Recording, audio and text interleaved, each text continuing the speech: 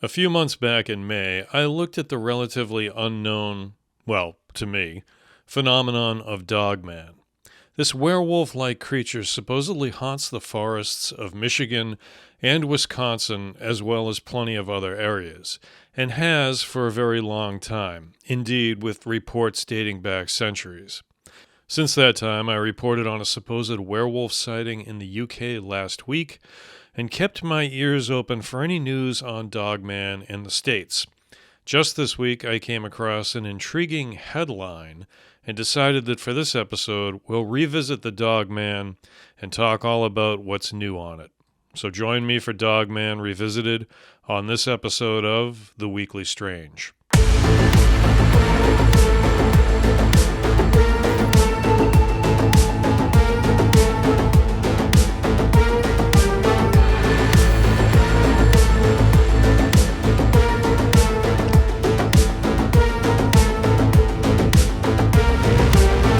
Hello, everyone, and welcome to The Weekly Strange. I'm your host, John F. Murs, author, actor, adventurer. Now, I have to admit that when I first heard about Dogman, I didn't immediately think there was going to be much to the story. And I also didn't understand why people weren't simply calling it a werewolf. But perhaps that's because of the inherent supernatural aspect that is attributed to a werewolf. Whereas Dogman is considered much more to be some type of cryptid or even a government conspiracy. Now, if you're completely clueless on the subject, like I was, then you should check out my first video on it here. The Dogman phenomenon seems to be far less about wolfsbane and full moons and much more about a lingering, malevolent presence stalking the woods of America's heartland, with the potential involvement of the U.S. government if you ask certain folks about it. Now, in full disclosure, I don't necessarily go cliff diving into the government conspiracy thing. I worked for the U.S. government after my military service, and there's just so much bureaucracy that I have a hard time accepting that the government is even capable of some of these wild, fantastical conspiracies that some people allege. I mean, I know all about black budgets and $300 toilet seats on bombers, and the fact that it would be easy to siphon off funding for a special covert program, but I just don't think they could keep it quiet. I just don't.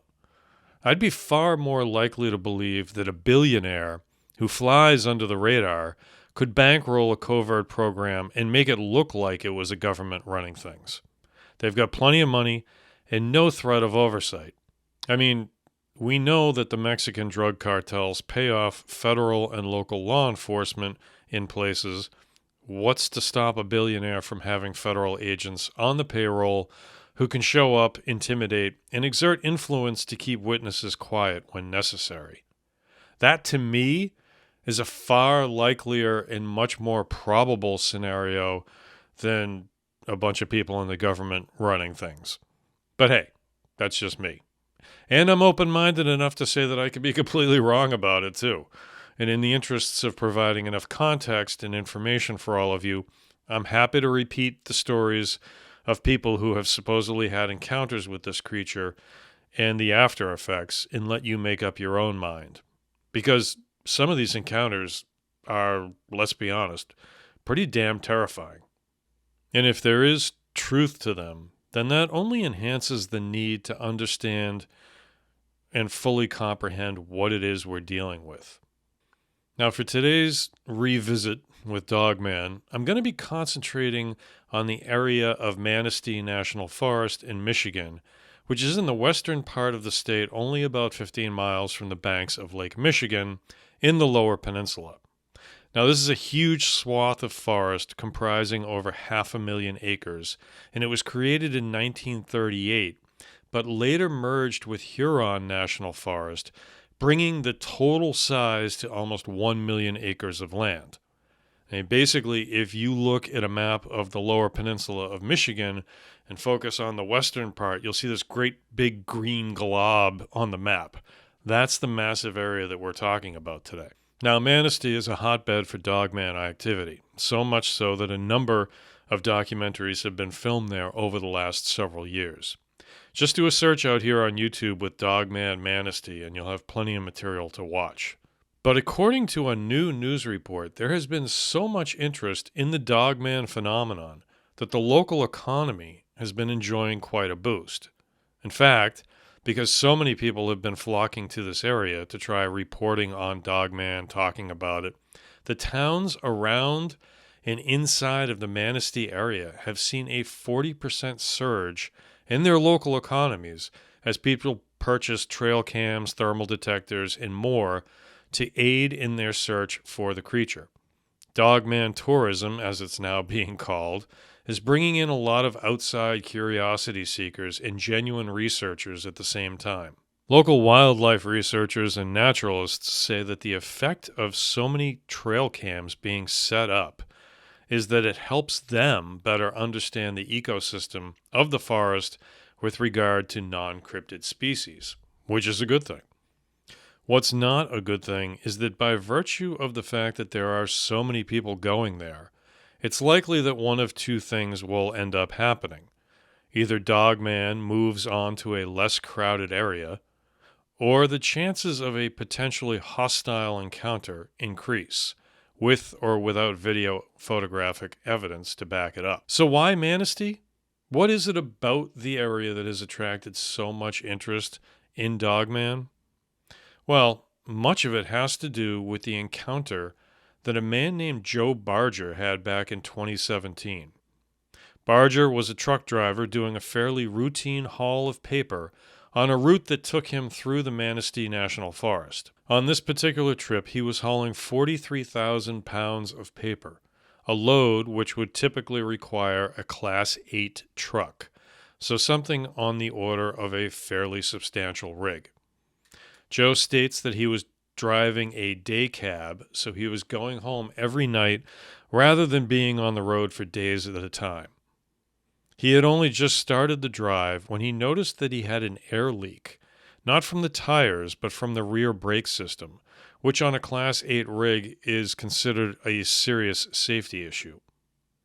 Rather than get too deep into the woods, and since it was still light outside, being between 7 and 8 o'clock in the evening in early June, he decided to pull over and try to assess and then fix the issue. He had the tools in his truck to hopefully be able to fix it, and rather than wait hours for a service vehicle to reach him, Joe went ahead and pulled over to address the problem himself. Joe located the issue with the air brakes and set about fixing the issue, which meant he was now underneath the trailer itself.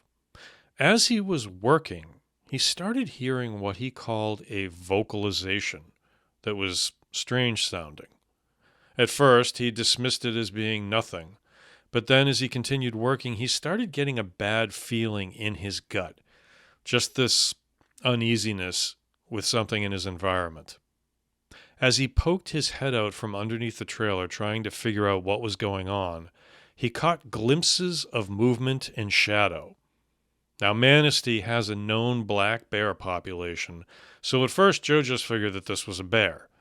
But, not wanting to potentially get into a situation with a bear, he finished the repair and climbed back into his truck, checking the air to make sure the repair held. Luckily, it had been a quick fix, so he started up the truck and got back on the road. Now, I was personally curious about the route Joe was taking, so without there being any real info online that I could find, I did some Google searches trying to establish where he might have been coming from and where he might have been driving to. He states during the course of his story that the road he was on was a lightly traveled 2-lane paved road that runs through the forest, and that in spite of being lightly traveled, it's a main road. Unfortunately, that could be any number of roads in the area, and not being a Michigan local myself, I had to more or less abandon this thread of inquiry. But if you can retrace his steps, leave me a comment below because I'd love to know the approximate location of this event. And yes, there is a video out here on YouTube that claims to know the route he took, but it doesn't make sense from a logical perspective. The guy in the video says Joe was coming from Traverse City, delivering to Manistee, and he was on Highway 10 when this event happened. But if that was the case and he was coming from Traverse City, Joe could have easily gotten off of Route 131 and onto Highway 55, taken that for perhaps a mile before it veers west and runs straight into Manistee. It's a far more direct route than the one the guy in the video claims he took, and I don't buy it. I think it was just easier to say that that was the route, but again, I don't know for sure. Joe does state that he had pulled off the road at the bottom of a hill in a snowplow turnaround before starting up the next incline. So he was driving uphill with his windows down when this next part of his story unfolded. As Joe is driving, there's no traffic, so he checks the left mirror first before pulling out, and then he checks his right side mirror. Now bear in mind, he's in a rig, a day cab, roughly 9 feet off the ground at this point. And what does he see? A wolf's head. Joe's speed on his ascent is between 20 and 25 miles per hour, and this creature is basically running alongside and looking down and into his cab, presumably making the creature itself roughly 10 to 12 feet tall. As it's running alongside his truck, the creature is raking its, Joe describes them as human hands topped with long claws, along the windowsill and the door handle as if it's trying to gain entrance to the cab. Joe further describes the creature as having long fangs, brilliant white, and then pure black ears, yellow eyes, and just this menacing determination to get to him. Joe considered a million things at this point, with his mind racing, understandably so. He thought about trying to get the window up, but knew that a little pane of glass wasn't really going to help him that much at that moment. But in the midst of all of this chaos, he suddenly remembered that he had a pistol with him, a .45 caliber Colt, which throws a hell of a slug if you know. And he pulled it out, fired twice, and the creature dropped into the weeds along the side of the road, laying there flopping his head this way and that. Joe felt reasonably certain that he had shot the creature through the eye socket and suspected that the gunshot had scored a terminal brain injury due to how stiff the creature's limbs looked. Joe had also seen this type of thing happen before, given his background with hunting. He continued to drive, trying to get over the fear. And about a mile and a half further on, he knew there was a turnabout that he could use. He wanted to go back to the site and be sure that the creature was dead. Given its enormous size that Joe said was about that of a good-sized horse, he wanted to be sure it was dead and not a threat to anyone else. He turned around and drove back to the spot, but the creature was gone. Where it had fallen, all of the weeds were smashed down into the ground as if something had been laying there, but it was gone.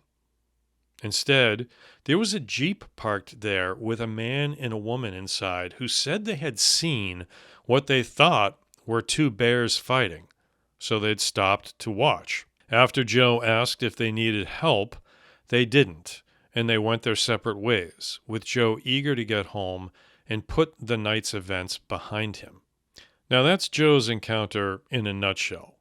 There's another part to this that delves into conspiracy theory, but basically he says that after he appeared on a podcast, he was questioned and detained by federal agents who claimed that he had killed one of their assets, by which they presumably meant the dogman Joe had shot. He was warned not to talk about the event anymore publicly. And Joe claims that they confiscated his firearm and shut his bank account off for some time as a way of proving what sort of power they had to make his life harder. Now, I'm not really going to touch too much on that part of the story because it's not necessarily germane to this episode. But I did want to spotlight Joe because of his compelling experience and the fact that it has garnered an awful lot of scrutiny and speculation. But that's not the only event relating to Dogman that has happened around the Manistee National Forest. There have been other accounts of run-ins with a dogman-like creature in those remote woods and in areas close by. A quick search will turn up plenty of accounts of those experiences, but we're not necessarily going to delve into any of them today. I wanted to bring Joe up because his encounter was so compelling. Now, as a result of all this attention, the area has obviously attracted folks who are interested in exploring the region for themselves. Unfortunately, not everyone who shows up to try to find the Dogman is equipped to be out in the wilderness. And as such, the area has also seen a 60% rise in the number of calls for search and rescue over the last year or so. According to Ranger Michael Hoffman, he says, quote, "We're seeing people venture into areas they're not prepared for, people who might not have extensive wilderness experience but are drawn by the mystery. So please be advised that if you are going to attempt field research, at least have someone with you who knows what they're doing." Now, the total estimated economic impact of this increased Dogman tourism activity is $2.3 million for local businesses over the last year and a half. Things like, equipment rentals are up. The number of trail cam pictures submitted to the Michigan Department of Natural Resources has grown to more than 2,400, far more than usual. And the DNR has also started partnering with local outdoor groups to offer wilderness safety workshops for Dogman hunters coming into the area. And many of them are venturing to Manistee National Forest from Detroit, Chicago, and even further afield. So be smart and know what you're getting yourself into. Now, I have to say, I'm much more intrigued by this phenomenon than I was earlier this year. The accounts of witnesses who have seen and even interacted with it, like Joe, are pretty compelling stuff. Whether or not there's any truth to the government conspiracy side of it remains to be seen. But who knows? I'm sure we'll revisit this topic again in the future, and perhaps more will come to light before then that helps illuminate the true scope of the Dogman. Until then, drop me a comment or an email if you've had your own experience and want to talk about it. Okay, that's going to do it for this episode of The Weekly Strange. Joe's account of his Dogman interaction was, listening to him give it, and there is a video on there. What Lurks Beneath is the channel where he's talking about this experience in his own words. They filmed him doing an interview, and it's quite compelling stuff, and you should definitely check it out if you get a chance to. But if you enjoyed this video, I would really appreciate it if you subscribe to the channel, like the video, and turn on the notification bell so you don't miss any of my new uploads. Be sure to share this video with any like-minded enthusiasts so we can grow the channel together. New things coming down the road. I'm launching a Patreon page in case you don't feel like being a member out here on the YouTube channel. You can go join that. All sorts of exclusive perks. I've got the new series of member-only videos going to be launching soon. You'll be able to access those if you're a member out here or on Patreon. And merch designs, I'm going to be posting those, so please be sure to vote on whether you'd buy a t-shirt with some of my Weekly Strange designs on them. That will be a big help, and I appreciate it. But for now, thank you for watching and listening, and I will see you next week on the next episode of The Weekly Strange. Good night.